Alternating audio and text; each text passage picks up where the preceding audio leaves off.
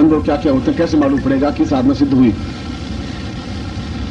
ये बात तो डेफिनेटली है कि जब आप मंत्र जाप करेंगे तो दूसरे या तीसरे दिन आवाजें आने लगेंगी। आवाज आएगी जैसे कोई नारी कंठ की आवाज हो रही है, जैसे कोई स्त्री बोल रही हो, फुसफुसाहट कर रही हो, ऐसा सुनाई देगा जिस कमरे में कोई और है तो फुसफुसाहट हो रही है। न उसकी आवाज सुनाई देगी साफ, न साफ शब्द सुनाई देंगे, मगर ऐसा लगेगा कि कोई है, ऐसा अनुभव होगा आपको। अदृश्य रूप में होती ही है तारा, मगर आप उसको देख नहीं पाएंगे। मगर लगेगा कि कोई कमरे में आई है और कमरे में खड़ी है, या उसकी आवाज आ रही है, या सांस की ध्वनि सुनाई दे रही है। ये दूसरे या तीसरे दिन ऐसा लग जाएगा। अगर ऐसा हो तब भी आप मंत्र जाप करते रहे, अपने आसन से उठे नहीं, डरे नहीं। न तो कोई खाएगा, न वो आके गला पकड़ेगी आपको। यंत्र के पास में गुरु चित्र स्थापन हो, आपका लेमिनेशन किया हुआ चित्र हो, क्योंकि कागज का चित्र भीग जाएगा। उसके जल चढ़ाएंगे तो भीग जाएगा, कुमकुम लगाएंगे तो गल जाएगा। तो लेमिनेशन किया हुआ गुरु चित्र होना अनिवार्य है, जिससे किसी प्रकार का भय या बाधा या अड़चन या तकलीफ या कठिनाई नहीं आए।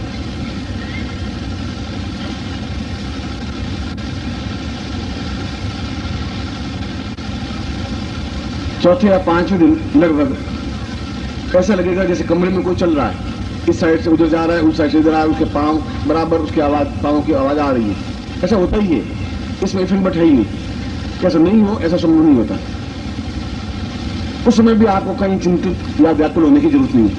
न आपका ध्यान पीछे मुड़ के देखने की कि पीछे कौन चल रही है। आपको साफ सुनाई देगा 11वीं 12वीं माला या 15वीं माला के आसपास।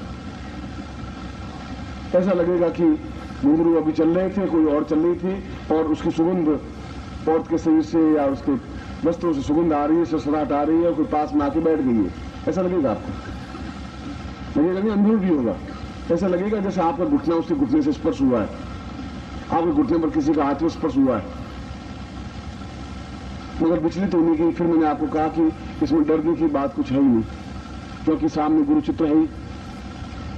और आप गुरु चित्र ले लें, कल मुझसे स्पर्श करवा दें, मैं उसको प्राण से चेतता हूँ, कोई साधना में तकलीफ रहेगी ही नहीं, वो आपके प्रत्यक्ष उपस्थित होंगे ही होंगे। इसलिए चित्र लेकर के आप मेरा हस्ताक्षर करवा दें या स्पर्श करवा दें। कल 11वें या 12वें दिन बिल्कुल साफ साफ ऐसा लगेगा कि जैसे बिल्कुल एक बिंब जैसा अंधेरे में, जैसा कोई स्त्री आई है, छाया बिल्कुल दिखाई देगी और बिल्कुल पास में आई है, बैठ गई है, और उसका हाथ आपके घुटनों पर है या आपका घुटना उसके घुटने से स्पर्श कर रहा है। बिल्कुल ऐसा लगेगा कि है। 14वें दिन लगभग प्रत्यक्ष दिखाई देने लगेगी नारी मूर्ति, बिल्कुल 16-17 साल की बालिका के रूप में, लाल वस्त्र धारण किए हुए, सुंदर वस्त्र पहने हुए, गहने पहने हुए, और बिल्कुल आपके पास आकर के बैठी हुई है। अपनी आंखों से आप उसको देख सकेंगे। ऐसा ही तारा का रूप है, त्रिपुर सुंदरी रूप है। त्रिपुर सुंदरी का मतलब है पूरे संसार में ऐसा किसी का रूप या यौवन नहीं है, उसको त्रिपुर सुंदरी कहते हैं। तारा का ऐसा ही स्वरूप है। तो बैठे तो बैठी रहे, आपको दिखाई दे रही है तो आप देखते रहें। भले मंत्र जाप आपका बराबर रहेगा और पूरी 51 माला आप बराबर करेंगे, बीच में माला छोड़ेंगे नहीं, बीच में डर के खड़े भी नहीं होंगे। और 15 दिन आपको बिल्कुल प्रत्यक्ष होगी, बिल्कुल ऐसा लगेगा नहीं है, और मुंह से बोलेगी कि तुमने मेरी साधना की, मुझे बुलाया है, बोलिए मेरे लिए क्या कार्य है।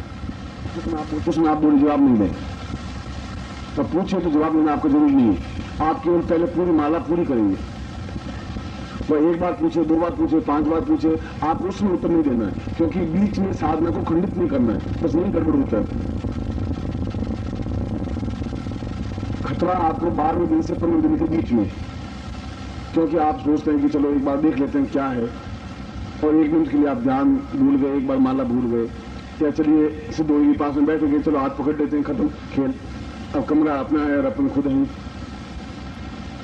ऐसे आप गलती नहीं करें, मंत्र जाप पूरा करें।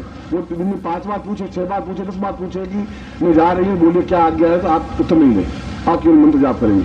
जब मंत्र जाप समाप्त हो जाए, 51 माला पूरी हो जाए, माला रखें और आप कहेंगे माँ भगवती तारा, आप मेरे जीवन में निरंतर रहें, निरंतर मेरा मार्गदर्शन करते रहें, निरंतर मुझे स्वर्ण और धन धान्य प्राप्त होता रहे, और पूरे जीवन में सभी दृष्टियों से पूर्णता प्राप्त करूं। जब भी मैं इस मंत्र के द्वारा आपको बुलाऊं, आप आएं और मेरा कार्य करें। इस प्रकार की बात आपको कहनी है, और वह तथास्तु संस्कृत में बोले या हिंदी में बोले, अच्छा जो भी वो बोलेगी और बोल करके वो अदृश्य हो जाएगी। जब आप बोले वह सुने, जब वह बोले आप सुने, तो आप समझ लीजिए कि आपकी साधना बिल्कुल